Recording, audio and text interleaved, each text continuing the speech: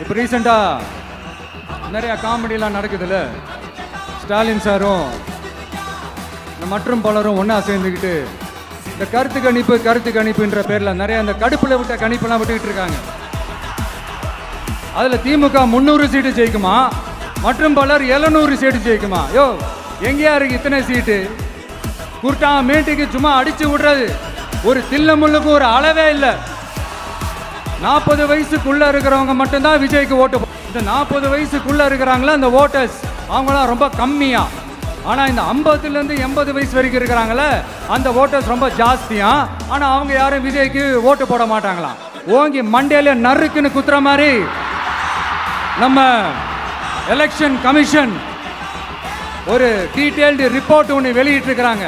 அதுல 40 வயசுக்குள்ள இருக்கிற அந்த ஓட்டர்ஸ் 2,37,00,000 சொச்சமா. அதுல 50 வயசுக்குள்ள இருக்கிறவங்களையும் உள்ள சேர்த்துக்கிட்டீங்கன்னா 3,65,00,000 சொச்சமா.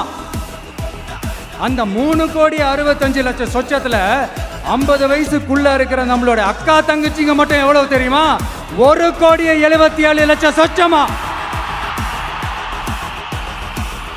எங்கடா போனீங்க கடுப்புல விட்ட கணிப்பாளர்களே? எங்க போனீங்க? சும்மா டர்னா டர்தான். இந்த கடுப்புல விட்ட கணிப்பாளர்களுக்கு ஒரே ஒரு கேள்வி.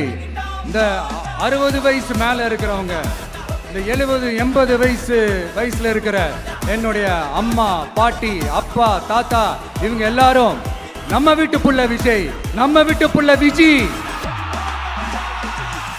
அப்படின்னு சொல்றதெல்லாம் உங்க காதுல விழலையோ? இந்த உண்மையெல்லாம் வெளியில சொல்லிடாதன்ட்டு 2 பேரும் நல்லா கவனிச்சு அமிச்சாங்களோ? இப்ப என்ன கணிப்பு என்ன விட்டாலும் திமுகவும் இந்த மற்ற பலரும் மண்ண கவ்வ போறது உறுதி.